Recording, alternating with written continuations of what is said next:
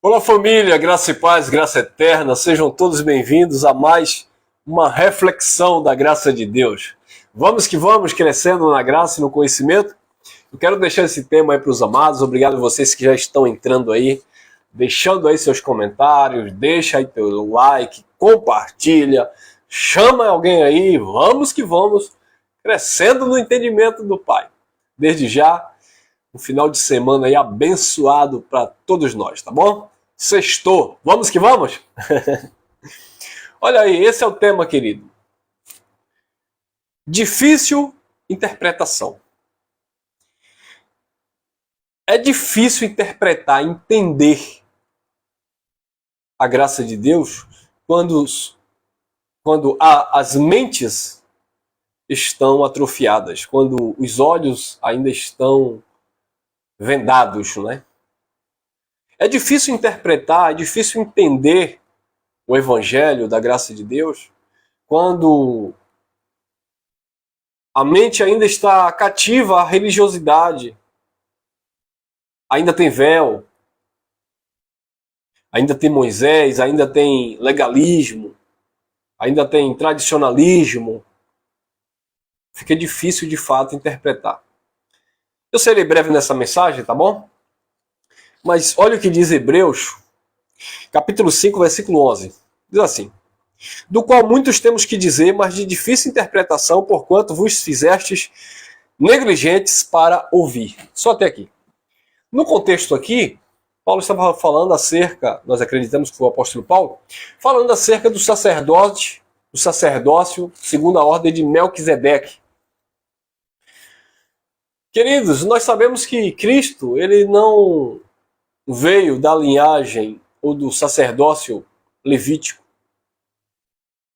Ele descende, ele veio da tribo de Judá, tribo essa que Moisés nunca falou de sacerdote. Ele não foi servido, ele não serviu, melhor dizendo, no templo religioso. Ele não foi como os sumos sacerdotes que ficavam prestando serviço no templo de pedra.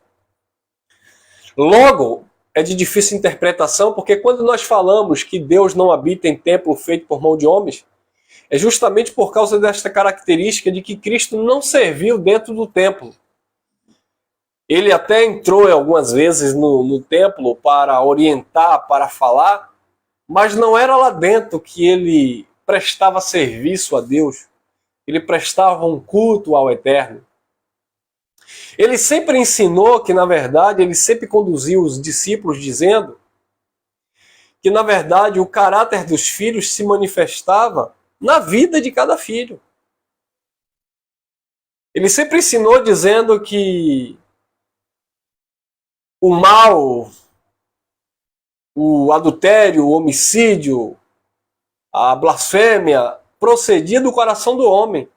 Estava tudo dentro do homem. Então observe, abençoado, que isso é de difícil interpretação porque a religião ensina que para buscar Deus tem que ser no templo, nas chamadas igrejas.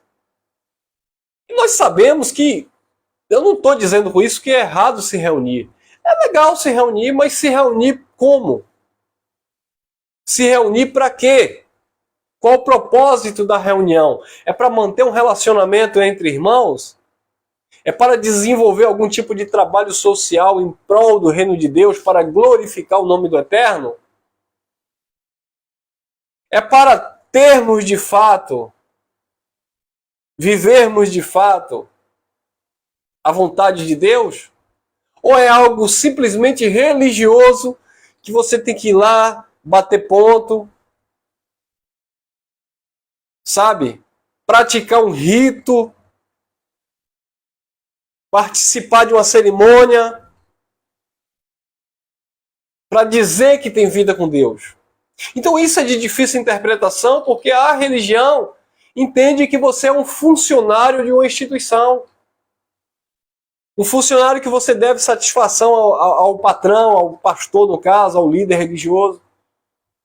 E você tem que ir participar das cerimônias. dos projetos, dos propósitos, porque se você não participar de tudo aquilo, você não tem vida com Deus. Então, quando o Evangelho vem e mostra que você é o templo do Espírito, que aquele que se uniu ao Espírito se tornou um só Espírito com ele, que a sua comunhão não está em você comer um pedaço de pão e tomar um copo de vinho com Deus. A sua comunhão no corpo não está em você participar de uma liturgia, não está em você participar de um cerimonialismo, mas está em você viver a verdade de Deus, a praticar a justiça. A minha comunhão com você, a sua comunhão comigo, está em amar verdadeiramente, em suportar uns aos outros, em compreender que, embora venhamos pensar diferente, a nossa estrutura é diferente, mas o Pai é o mesmo. A nossa ligação está pelo amor, que é o vínculo da perfeição. A nossa unidade está pelo entendimento do Espírito. Andamos juntos porque compreendemos aquilo que Deus quer para a nossa vida, como corpo, como igreja. Andamos juntos, mantemos a comunhão porque cremos em uma obra perfeita de Cristo. Isso é uma comunhão. Comunhão não é porque eu pego na sua mão, te dou um abraço, te dou um beijo, porque Judas deu um beijo em Cristo. E aquilo não era sinônimo de comunhão. Não, irmão, mas quando eu beijo, e quando eu abraço, e quando eu mordo, quando eu aperto, isso é sinal que eu tenho uma comunhão com você. Nem sempre. Judas beijou o rosto de Jesus e não tinha comunhão. Aí alguns pastores dizem assim, mas a comunhão é no partir do pão da igreja. Ah, é? Jesus pegou um pedaço de pão e colocou na boca de Judas. E não tinha comunhão com Judas. Quer dizer, ali, da parte de Cristo, tinha uma comunhão porque Jesus não fazia acepção de pessoas, mesmo Judas sendo um filho da perdição. Isso nos ensina a não fazermos acepção de pessoas nesse sentido, tá? Tem gente que pensa que é no sentido da salvação. No sentido da salvação, eu não tenho que fazer acepção mesmo, porque eu não sei quem é salvo. É quem é porque o Eterno salvou. Ou está salvo no Eterno, melhor dizendo. Ele não salvou, é salvo nele, é diferente. Deus não salvou ninguém para a eternidade. A colocação correta é salvo nele. Está salvo nele. Não é que ele salvou, porque se ele salvou, é sinônimo de que estava perdido. E os filhos de Deus nunca esteve perdido espiritualmente falando, tá? Nós estávamos perdidos no entendimento. O Evangelho nos salvou do engano. Nos salvou da religiosidade. Nos salvou, sabe, de todo esse contexto embaraçoso que nós estávamos vivendo como filhos de Deus. Mas quem é salvo no eterno, está salvo, pertence a ele, ponto final. Nunca esteve perdido, veio dele e vai voltar para ele, porque pertence a ele. Então isso é de difícil interpretação, porque a religião acha que tem que pagar o preço para se salvar. A religião acha que tem que fazer alguma coisa para merecer da parte de Deus. E é por isso, como nós falamos aí em uma mensagem anterior, vivem buscando sinais da parte de Deus, como se Deus fosse obrigado a operar algum tipo de sinal para mostrar que ele é contigo. E Deus não deve satisfação a ninguém. Ele é quem ele é. Ele disse a Moisés, sou quem eu sou. O grande eu sou te enviou e acabou. Então isso é de difícil interpretação, porque quando falamos aqui que dízimo na lei era alimento, muitas pessoas que não entendem, não interpretam, dizem assim, irmão, mas você que não dá dízimo, você está roubando a Deus, porque também estava escrito que quem não dava estava roubando a Deus. De fato eles estavam roubando a Deus, mas você precisa interpretar. E por que não interpreta? Por que não entende? Disse o escritor, porque vocês tornaram tardios em ouvir. Porque vocês não querem ouvir, vocês não prestam atenção. E ouvir aqui não é ouvir o irmão Elcio, é ouvir a palavra. Jesus já dizia com seus discípulos ali, os judeus, ouvir e entendei. É para ouvir e entender. E Jesus também falava de certo grupo que tinha ouvido, mas não ouvia. Tinham olhos, mas não viam. Não cria no coração para que eles fossem salvos, curados.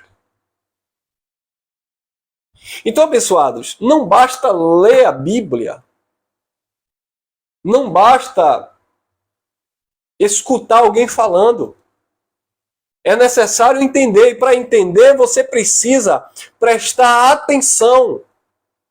Porque se você não prestar atenção, você não entende. Não adianta ficar, amém, glória a Deus, porque o líder, porque o pastor falou lá na frente, porque ele disse que é assim. Não! Eu preciso ouvir e entender. Qual foi o nosso erro na religião? Era em tudo dar amém, mas não prestávamos atenção naquilo que estava escrito. Mas o líder falou, o líder tem credibilidade, o líder é ungido, mas a gente não prestava atenção, a gente não atentava para os pontos, para as coisas, para a colocação verbal, para o tempo, para o pacto. Então era de difícil interpretação porque a gente não prestava atenção nos detalhes. E hoje algumas pessoas dizem que nós somos muito detalhistas. E eles dizem assim, principalmente o povo do sistema. Ah, irmão, mas a letra mata. Vocês são muito detalhistas, fica muito preso à letra. A letra que matava era a lei. Porque a lei era um ministério de condenação e morte. Tá vendo? De difícil interpretação. Eles dizem que a letra que mata é você estudar, é você entender. Irmão, quando o apóstolo Paulo disse, eu não fui chamado para batizar, mas para evangelizar, o que Paulo estava dizendo, que dentro do contexto você vai entendendo, eu estou falando dentro de um contexto paulino, nas cartas paulinas, você vai entender Paulo falando que só há um só batismo. Você vai entender Paulo falando que o ministério agora é do Espírito, é do entendimento, não é mais de obras, não é mais de tradições, não é mais de oblações. Ah, irmão, mas isso aí é a letra mata. Não é a letra, isso aí é o entendimento que salva a tua alma, o teu entendimento, que restaura, que cura. E faz você entender que a tua vida com Deus não está restrito a um templo de 4 paredes. Ô, meu irmão, que está aí preso no sistema religioso. A sua vida com Deus não depende de uma estrutura física. A sua vida com Deus não depende de você ter ou não ter um pastor te aconselhando. A sua vida com Deus não depende se você tem a carteira de membro assinado na instituição, se o teu nome está lá no caderno de membro, se você tem um diploma de batismo nas águas, ou pastor do sistema religioso. A sua vida com Deus não depende se você ostenta um anel de teologia, se você ostenta um diploma pastoral. Não é isso! A sua vida com Deus depende de uma consciência pura diante de Deus. É por isso que o Evangelho da Graça nos iguala, todos nós somos iguais. Nós somos irmãos em Cristo, irmãos. Eu não vou dizer nem irmãos na fé, eu vou irmãos em Cristo no sentido de crermos no eterno, no Criador e pelo menos naquilo que Cristo realizou no Calvário. Porque irmãos na fé é complicado, porque eles creem de uma forma e nós cremos de outra. Eles creem que para ter vida com Deus tem que buscar Deus. Você é livre, olha, entenda uma coisa, você é livre para buscar Deus onde você quiser. Ô irmão Elcio, deixa eu clarear aqui a mente de vocês com instrução, tá? Quem clareia é o pai, né? Mas eu vou dar aqui uma ideia cheque, como diz aqui na Bahia. Irmão Elcio, me diga uma coisa, em graça, é errado eu louvar a Deus no monte? Eu orar a Deus no monte? Não. Irmão Elcio, em graça é errado eu adorar a Deus numa, não vou dizer nenhum templo, que a gente não chama de templo, porque templo tá caracterizado, né, com todas aquelas práticas, com aquelas ideias religiosas. Mas eu vou falar de um espaço físico. Irmão Elcio, é errado adorar a Deus, louvar a Deus num espaço físico? Não. Porque se eu disser que é errado você adorar a Deus no monte, então também eu vou dizer que é errado você, que se reúne em graça, adorar a Deus na sua casa. Porque se você adora a Deus na sua casa é física, a sua casa não é espiritual, tá? Tem gente que diz assim, eu não vou para reunião em graça não, porque reunião em graça é sistema. Deus não habita em templo feito por mão de homem. Então, para que eu vou para uma reunião do irmão Elson, do irmão Geraldo ou qualquer outro irmão? Eu não vou me reunir em graça, não, porque eu me reunia no sistema. Eu ia para o templo buscar Deus. Mas em graça eu não vou me reunir, não, porque Deus não está lá no espaço da graça. E quem disse que Deus está também na tua casa? Deus está no teu quarto, no teu banheiro, na tua cozinha? Se Deus não habita em templo feito por mão de homens. Então Deus não está no espaço religioso, Deus não está no espaço em graça. Tá? Deus também não está aqui no YouTube, quem está aqui sou eu e você. Deus está aqui pelas redes sociais? Cristo tem alguma rede social para você dizer que Deus está aqui? Não. Deus tem que estar em você, na sua vida, independente do lugar que você esteja. Então a questão não é porque as pessoas se reúnem na catedral X, no templo Y, não é isso. A questão é achar que Deus está naquele lugar, como se aquele lugar fosse a morada do Altíssimo. Então se você não faz isso religiosamente, porque o errado é fazer isso religiosamente. Mas, por exemplo, em vez em quando eu vou em algum interior, em alguma roça, eu gosto muito disso. E de repente lá eu queira me retirar um pouco, respirar a natureza. Aí eu vou para um lugar alto, um monte, tá? Eu vou para um monte, lá no interior. Eu quero ir, eu vou. Eu sou livre para ir ou não ir. Aí eu quero ir, eu vou. Aí eu chego lá naquele monte, eu sou livre, tá bom? Eu fico de joelho, levanto as minhas mãos aos céus e adoro a Cristo, eterno Criador. E ali eu choro, eu desabo, eu faço uma reflexão na minha vida, sabe? Eu começo a analisar por onde eu já passei, por onde eu caminhei, tantos livramentos que o Eterno me deu, e ali naquele monte, eu adoro a Deus. É errado? Não, irmão. O erro não está você adorar a Deus no monte. O erro não está em você louvar a Deus numa reunião em graça.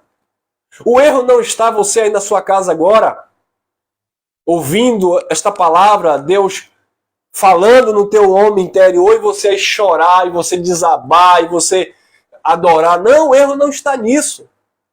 O erro está você restringir Deus em coisa, em lugar, especificar, em acreditar que se você não estiver ali, se você não for lá, Deus não responde. O erro está aí, abençoado. Então, se você adora a Deus no monte, eu gosto de louvar a Deus muito na praia, à noite, tá? Às vezes, de vez em quando eu vou na orla, na praia, aqui próximo aqui, e eu fico lá sozinho, lá, só ouvindo o barulho das ondas, só vendo as estrelas, ainda mais quando é tempo de lua, e ali eu fico fazendo uma autorreflexão. E aí, é pecado? Ah, irmão, isso é religiosidade. Não é, irmão. Religiosidade está na mente do religioso. Então isso é de difícil interpretação. Eu estou deixando isso claro, porque algumas pessoas em graça também já partem para o radicalismo. Não, é porque eu adoro a Deus em espírito e é verdade. Então, e o que adorar a Deus em espírito é verdade? Adorar a Deus em espírito é verdade e adorar a Deus em qualquer lugar. Então, em qualquer lugar. Como diz o irmão Geraldo, né? Seja não é? Na casinha de sapê, seja no espaço, na chuva ou na fazenda ou na casinha de sapê. Onde você estiver, abençoado. Então, quando a gente se reúne em graça, seja aqui pela plataforma, você que para um tempinho aí para ouvir a mensagem da graça, estamos aqui virtualmente, mas estamos reunidos. Quando você comenta aí, quando você interage aí com os irmãos, estamos reunidos, mesmo aqui através da plataforma. É porque aqui é a casa de Deus? É porque aqui é um lugar santo? Não, é porque nós estamos tratando de coisas concernentes ao Evangelho. É porque estamos falando de coisas do reino. Então quando nós estamos reunidos em graça no espaço aqui em Lauro de Freitas, é porque aquele lugar é santo? É porque aquele lugar é consagrado a Deus? Não, é porque ali é um local que nós escolhemos por livre e espontânea vontade para estarmos ali em comunhão com os irmãos e tratando das coisas concernentes ao Evangelho. Então se eu saio com um grupo em um passeio, se eu vou com um grupo em um sítio, se a gente se reúne aqui, os irmãos aqui, e vamos fazer uma caravana aí, vamos numa praia, vamos numa roça, vamos sei lá o que, chega lá, a gente vai confraternizar aquela comunhão, bota lá um banquete e a gente dá uma palavra e a gente canta louvores, é errado? Não, irmão, porque Deus está onde você está. O erro está em espiritualizar a localidade, espiritualizar o templo, espiritualizar o monte, espiritualizar... Entendeu, abençoado? O erro está aí. Então isso é de difícil interpretação. Quando Jesus disse assim, a mulher samaritana disse, nós adoramos no monte, os samaritanos adoram no monte. Vocês dizem que é em Jerusalém o lugar da adoração, uma referência ao templo. Aí Jesus disse, a hora vem, a hora é que os verdadeiros adoradores adorarão ao Pai. Não no monte, não em Jerusalém, ou seja, não é em um lugar específico. Mas Jesus não estava dizendo que era proibido adorar a Deus no monte. Jesus estava dizendo que era proibido adorar a Deus em Jerusalém? Não, porque a própria cultura de Jesus como judeu era adorar a Deus em Jerusalém. Por que é que Jesus entrou no templo, lá em Jerusalém, em João capítulo 2, e expulsou os cambiadores? E disse, não façais da casa de meu pai, porque era uma referência ali no antigo pacto, casa de meu pai não é que aquela estrutura era a casa de Deus, é que os filhos de Deus se reuniam ali. Então a força de expressão de Jesus, casa de meu pai, é porque havia ali uma reunião, uma adoração no templo voltada para Deus, dos sinceros, tá? Então quando Jesus disse, não façais da casa de meu pai covil de ladrões, não é que Jesus estava falando que aquelas pedras ali era a casa de Deus. Até porque Jesus falou em Mateus 24, não está vendo tudo isso aí? Não vai ficar pedra sobre pedra que não seja derribado. Então como é que Jesus em João 2 diz que ali o templo é casa de pai, casa do pai, e em Mateus 24 ele diz que aquilo ali tudo ia cair. A casa do pai pode cair? Não. Quando Jesus disse não façais da casa de meu pai, ó, pegue aí, interprete, entenda. Quando Jesus disse não façais da casa do meu pai casa de covil de ladrões, é porque ali era um local onde havia uma reunião, onde os judeus, filhos de Deus, iam ali sacrificar, apresentar suas ofertas. Então, dentro daquele contexto judaico, era aquele lugar específico onde o povo se ajuntava em Jerusalém, no templo, para adorar a Deus. Então, a expressão casa do meu pai ali é porque o povo de Deus se reunia ali. Então quando Jesus diz que vai vir um tempo e a hora é que os verdadeiros adoradores adorarão o Pai em espírito e verdade, e ele diz não no monte, não em Jerusalém, não é que ele estava dizendo que era proibido adorar a Deus no monte. Não é proibido adorar a Deus no monte, irmão, entenda isso.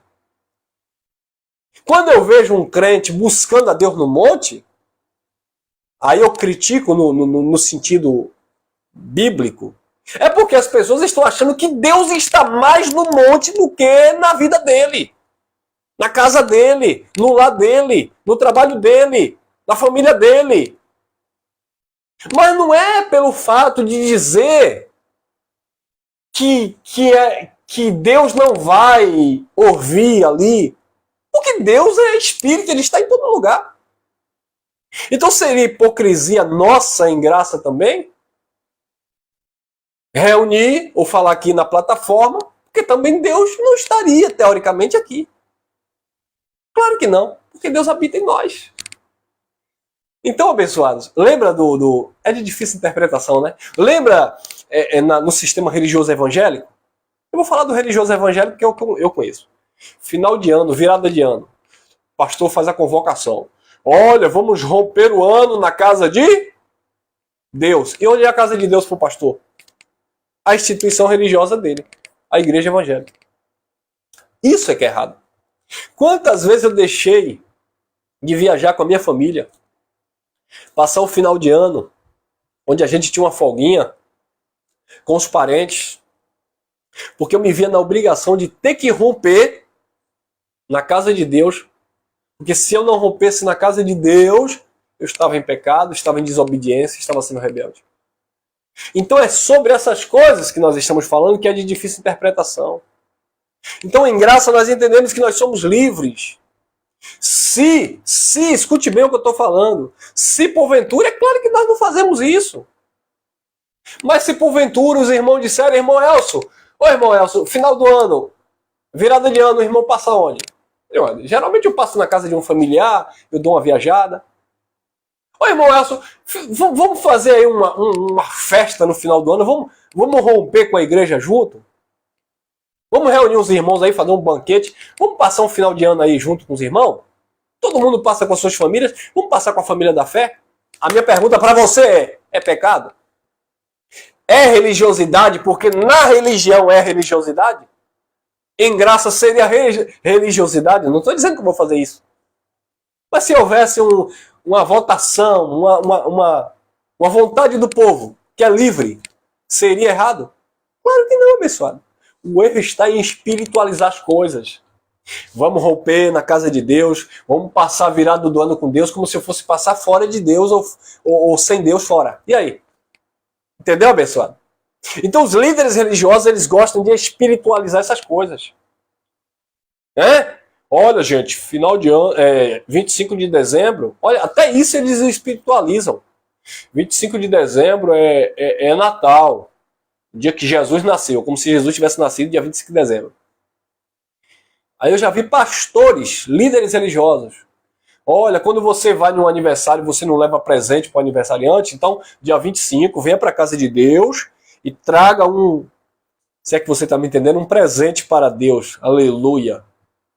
Se você quiser, traga uma cortina nova para a casa de Deus. Você pode trazer aí, ó. Mas de preferência eles pedem isso aqui, ó. E eu fui de lugar que pedi isso aqui, tá? Traga um presente para a casa de Deus. 25 de dezembro é aniversário de Jesus. Traga um presente para a casa de Deus. Me desculpe falar essa expressão. E os bobinhos levavam. Eu nunca levei. Mas eu ia passar porque tradição. Entendeu, abençoado? Então é de difícil interpretação e até mesmo em graça, porque muitas pessoas, hoje em graça, se tornam ou vivem atrofiados porque querem trazer a religiosidade para uma mente renovada em graça. Não, irmão, mas eu já ouvi muitos comentários do tipo aquele irmão Geraldo, ele parece um legalista, olha, ele usa terno e gravata. Na graça não tem isso. Como assim? É errado na graça o irmão colocar um terno e uma gravata? E terno e gravata pertence a pastor evangélico? E por que jornalista usa? Por que advogados usa? Por que político usa? O que tem a ver isso com tradição religiosa? É roupa. Aí o crente em graça que diz que está liberto, ele descriminaliza as pessoas pela roupa. Ah, irmão, em graça é errado se reunir, porque a reunião era no sistema. Ué, e você não se reúne na empresa para tratar de coisa da empresa? Você não tem reunião na escola do seu filho para tratar de assuntos da escola? E por que é pecado se reunir para tratar das coisas do evangelho da graça? Entendeu? Ah, irmão, tem gente que fala assim, eu não coopero em graça porque em graça Deus não precisa de dinheiro. E quem disse que Deus precisa de dinheiro no sistema? E por que você cooperava? É como o irmão tem falado comigo. Queridos, tudo na terra, na vida, gira em torno do financeiro. Se eu estou aqui com você, eu tenho que pagar uma internet. Se eu estou aqui com você, eu tenho que ter uma câmera. Eu tenho que ter um microfone. Isso é graça? Não é porque é graça, eu chego lá na loja e pego, aí eu olho pro vendedor e digo, eu estou na graça, viu? E na graça é tudo 0,800. Jesus já pagou o preço, então me dê esse microfone, me dê esse celular. A internet, eu quero aqui 200 mega, não vou pagar um centavo. Eu vou me reunir com os irmãos, a gente não vai pagar aluguel, porque eu vou chegar pro proprietário e dizer para ele, meu irmão, nós estamos vivendo na graça de Deus. Entendeu, pessoal? A graça de Deus é o favor de Deus na minha vida, na tua vida. O evangelho não pode ser comercializado porque eu dou de graça aquilo que eu recebi de graça. Então nós estamos falando, abençoado, de coisas. Nós estamos falando de situações. Infelizmente muitas pessoas não entendem. Então, abençoado, eu dou graças a Deus por um povo aqui, pelo menos aqui na Bahia, alguns irmãos, que Deus abriu a mente. Hoje a gente se reúne em graça voluntariamente aos domingos, tá bom? A gente se reúne em graça voluntariamente. Não é dizendo que Deus está naquele lugar, é que a gente escolhe, a gente voluntariamente se reúne ali para ouvir falar das coisas de Deus, para aprendermos com Deus. Mas só ouve-se das coisas de Deus ali? Não, você também ouve aqui. Você lê na sua casa. Mas eu dou graças a Deus que alguns irmãos entendem. A gente está ali junto, os irmãos ajudam a pagar um aluguel, pagam a internet. Os irmãos são tocados por Deus para trazer um bebedouro, como os irmãos mesmo têm presenteado. Chega lá, ô irmão Elcio, tá precisando de um bebedouro. É, irmão, a gente não teve condição ainda. O irmão vai lá, aqui é um presente, coloca um bebedouro lá. Outros irmãos se reúnem, irmão, estamos sem cadeira, vamos comprar cadeira, os irmãos compram cadeira. Outro irmão vai, ô irmão, tá sem um som, presente aqui, ó, para a comunidade aqui, ó, uma caixa de som. Outro dia estávamos sem microfone, uma irmã de São Paulo disse, olha, eu quero presentear o ministério aí, sei que vocês precisam, nos doou 2 microfones sem fio. Agora, recente, meu computador deu pane, estava sem computador para fazer o PowerPoint, para fazer a mensagem, para transmitir aos domingos. Um irmão chegou, ó irmão, tá aqui um computador, tá aqui, ganhamos um notebook aqui para fazer as transmissões. Então, são pessoas que foram libertas, que fazem por amor, por gratidão,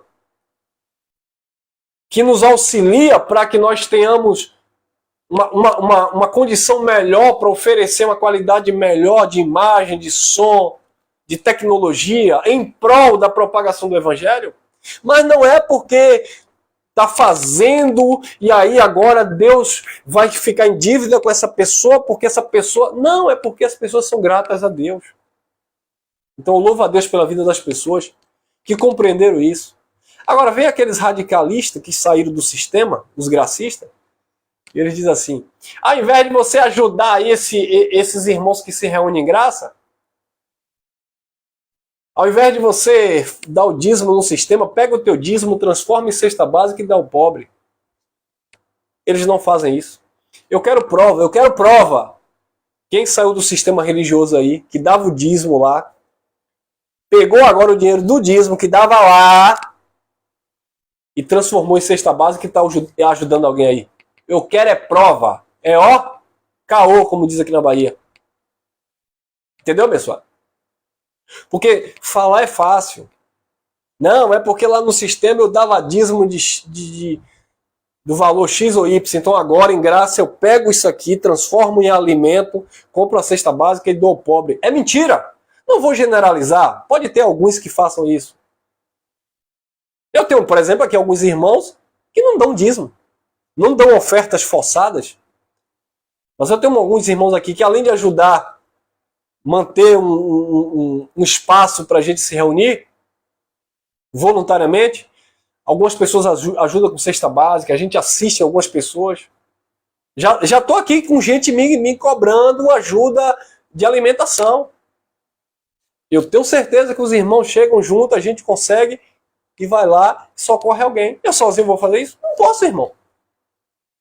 Entendeu, abençoados? Então é de difícil interpretação para o sistema, porque o sistema espiritualiza tudo. Espiritualiza a cooperação, espiritualiza o templo, espiritualiza o monte, espiritualiza até um copo com água. Não, porque essa água aqui o pastor hoje tem poder de Deus. Não tem poder de Deus. A água é maravilhosa? É. Mas é algo natural, não tem nada de espiritual. Não, porque eu vou fazer essa campanha e debaixo desta campanha eu sei que eu vou obter a vitória. Campanha, irmão. Você está brincando com Deus, né? É de difícil interpretação. Tá bom, abençoados? Ficamos por aqui. Que a graça de Deus esteja te libertando, te limpando de toda a sujeira religiosa. E que você venha entender que viver a graça de Deus é você viver Deus na sua vida. Independente de onde você esteja, com quem você esteja, Ele está, o Eterno está em cada um de nós. Amém? Graça e paz, graça eterna. Vamos que vamos. chamado é crescer em graça e em conhecimento. Amém? Fui!